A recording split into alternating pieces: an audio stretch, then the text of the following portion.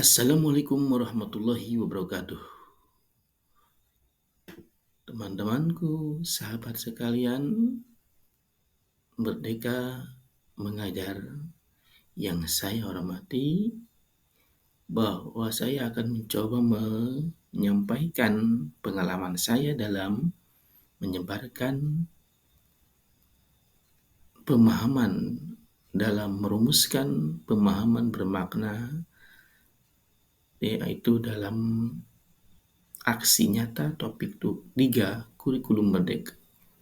Sebelumnya perkenalkan, nama saya Aris Sudana SPDI dari UPTD SMPN 2 Purwakarta, Kabupaten Purwakarta, Provinsi Jawa Barat.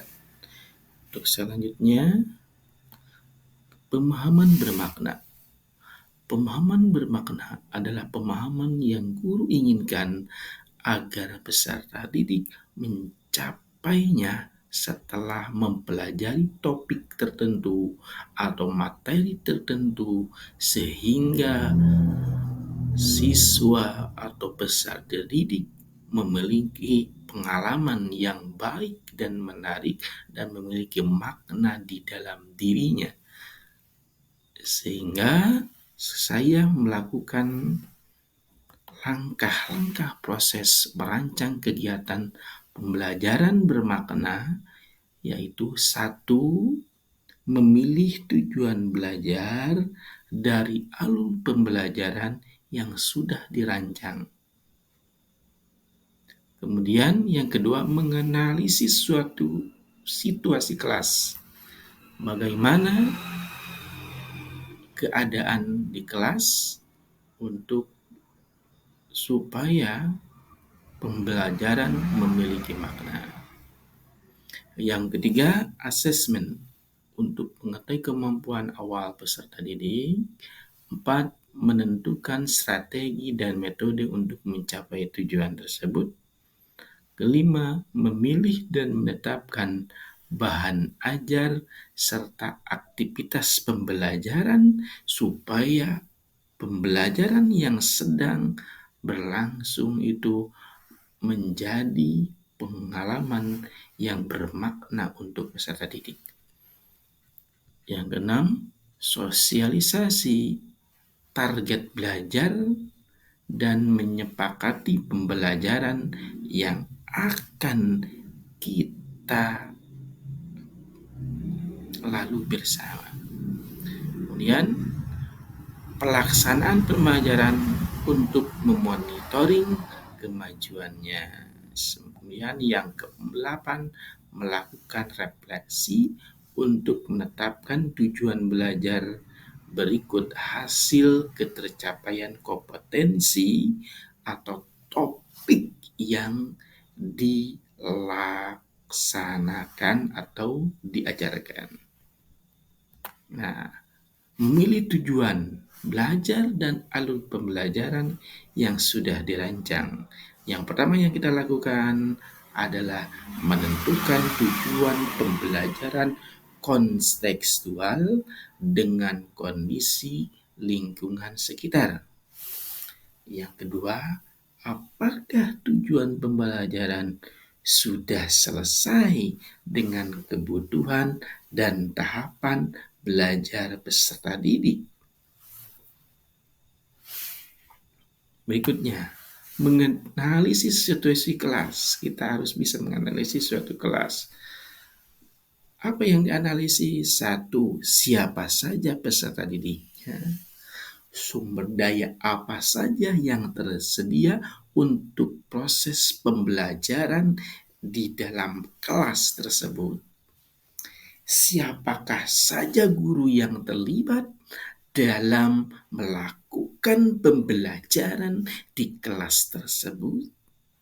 Bagaimana proses komunikasinya di kelas dengan guru dan peserta didik yang ada di kelas tersebut? Yang kelima, bagaimana koordinasi yang dilakukan supaya situasi kelas tersebut menjadi baik dan kondusif dalam memahami topik sehingga topik tersebut memiliki makna yang benar-benar baik dan diserap oleh peserta didik. Kemudian, langkah selanjutnya adalah asesmen untuk mengerti proses awal pembelajaran, untuk mengukur kemampuan peserta didik supaya apa yang diharapkan untuk peserta didik yaitu supaya menyamakan persepsi antar guru yang mengajar di kelas itu dan materi yang sama, kriteria penilaian yang tepat. Ya. Kemudian memberikan pemahaman kepada peserta didik tentang asesmen atau pengukuran ketercapaian kompetensi. Nah, di sini menentukan strategi metode untuk mencapai kompetensi pembelajaran. Pendekatan yang berorientasi pada kompetensi tujuan, memilih metode pengajaran, dan konsep pedagogis yang akan digunakan. Selanjutnya, memilih dan menentukan bahan ajar serta aktivitas pembelajaran. Yang apa yang dilakukan? 1. Berdiskusi dengan guru dengan level yang sama terkait kompetensi apa yang perlu diasah agar tujuan pembelajaran tersampaikan dan bermakna. Yang kedua, berdiskusi dengan peserta didik terkait ide pokok materi dan hubungannya dengan situasi yang nyata. Selanjutnya, sosialisasi target belajar dan menyepakati pembelajaran bersama peserta didik. Yang dilakukan adalah apa saja target yang akan dicapai dalam pembelajaran tersebut, bagaimana cara membuat peserta didik dapat memahami target-target yang akan dicapai. Selanjutnya, pelaksanaan pembelajaran dan asesmen untuk memonitor kemajuan belajar selama proses pembelajaran. Itu 1. Guru memberikan umpan balik kepada peserta secara intensif supaya ada perkembangan yang baik dan bermakna. Seterusnya, melatih keterampilan refleksi bagi peserta didik sehingga mereka memahami hal-hal yang sudah tercapai dan area yang perlu diperbaiki sehingga pembelajaran itu bertambah ilmu dan memahami maknanya dengan baik. Kemudian refleksi untuk menetapkan tujuan belajar. Berikutnya berdasarkan hasil ketercapaian kompetensi tersebut. Yang pertama yaitu yang paling penting adalah guru melakukan proses evaluasi melalui kegiatan wawancara, umpan balik dari rekan kerja, atau memberi kuesioner. Gimana tanggapan teman-teman setelah melakukan asesmen? Ada diagnostik atau asesmen yang disebut dengan asesmen awal itu. Nah, di sini kami akan mencoba merumuskan pemahaman bermakna dokumentasi yang teman-teman saya temukan di dalam diskusi yang dilakukan dengan teman sejawat tersebut.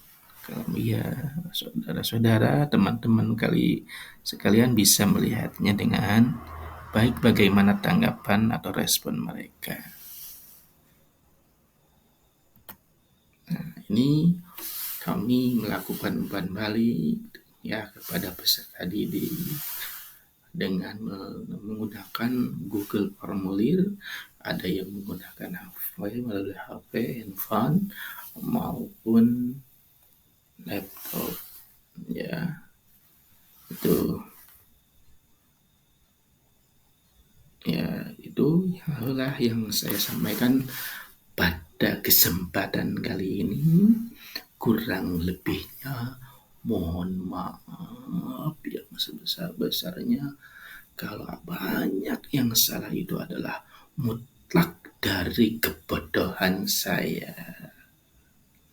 Dan kalaupun ada benarnya, mudah-mudahan Allah jadikan ilmu ini yang saya dapatkan untuk memberikan pemahaman yang baik untuk teman-teman sekalian dan menjadikan pengalaman dalam pembelajaran selanjutnya.